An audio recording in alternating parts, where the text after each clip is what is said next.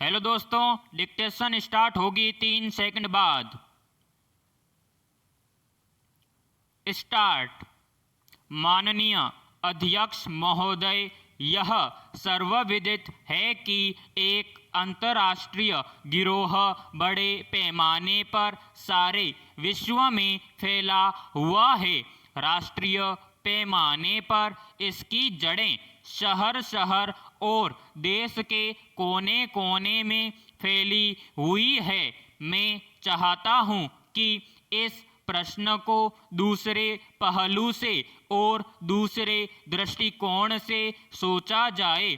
आखिर तस्कर व्यापार क्यों होता है? उसके पीछे सबसे बड़ी मनोवृत्ति अधिक से अधिक धन कमाने की है। हमारे देश में अभी तक इस बात की पूरी चेष्टा नहीं की गई है कि हम परिश्रम करके कमाएं, पसीना बहाकर जीविकोपार्जन करें। अभी तक हमने मेहनतकश लोगों को, परिश्रमी लोगों को, कमा कर खाने वाले लोगों को उतना सम्मान नहीं दिया है जिसके कि वे पूर्ण अधिकारी हैं। यही वजह है कि हमारे देश में ऐसे लोगों की बहुतायत है जो केवल हेरा फेरी से, तस्करी से, चोरी डाकेजनी से और गलत काम करके धन पैदा कर रहे हैं। हमारे देश में ऐसी स्थिति पैदा नहीं हुई है कि ऐसे लोगों की भर्त्सना कर सकें, ऐसे लोगों को सम्मान न दें और ऐसे लोगों को सिंहासन न दें। हमारे देश में धन की पूजा होती है, पैसे की पूजा होती है। इसलिए जो भी इधर उधर से, हेरा फेरी से, चोरी से अथवा तस्करी से धन इकट्ठा करके अमीर हो जाता है, उसको हमारे समाज में सम्मान भी मिलता है।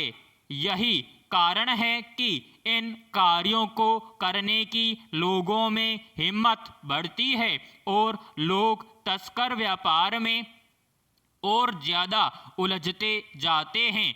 इस तस्कर व्यापार के पीछे जो मुख्य मनोवृत्ति है वह अधिक से अधिक धन पैदा करके समाज में अपनी प्रतिष्ठा बढ़ाने की है। जब तक हम धन की प्रतिष्ठा करेंगे तब तक हम तस्कर व्यापार को रोक नहीं सकेंगे और यह दिन प्रतिदिन बढ़ता रहेगा। पैराग्राफ। तस्कर व्यापार के पीछे जो दूसरी महत्वपूर्ण मनोवृत्ति है वह है हमारे देश में विदेशी वस्तुओं का बढ़ता हुआ प्रयोग। आज प्रत्येक भारतवासी अधिक से अधिक विदेशी वस्तुओं का प्रयोग करना चाहता है और उनको ऊंचे दामों पर खरीदता है। इससे भी तस्करी को बढ़ावा मिलता है।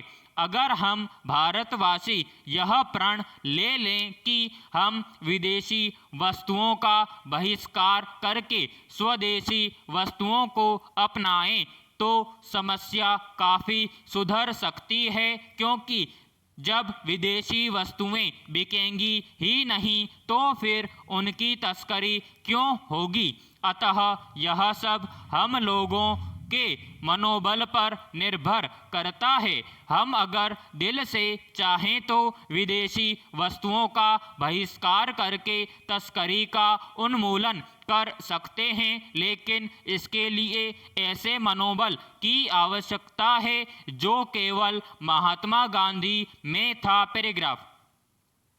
इस बिल का समर्थन करते हुए मैं 2-3 बातें और स्पष्ट करना चाहता हूँ। आज देश में सोने का आयात बढ़ रहा है और चांदी का निर्यात भी देश में बढ़ रहा है। हमारे देश के किसानों ने मेहनत करके अच्छी कमाई की है। मेरा निवेदन है कि मेरी बात ध्यान से सुनी जाए। मैं जो बात कहने जा रहा हूँ उस बात से चौधरी साहब नाराज ना हो, किसान भाइयों ने पिछले इस 15 सालों में खूब सोना खरीदा है। उनके अंदर सोना खरीदने की आदत बैठी हुई है और वे निरंतर सोना खरीद रहे हैं। विराम समाप्त।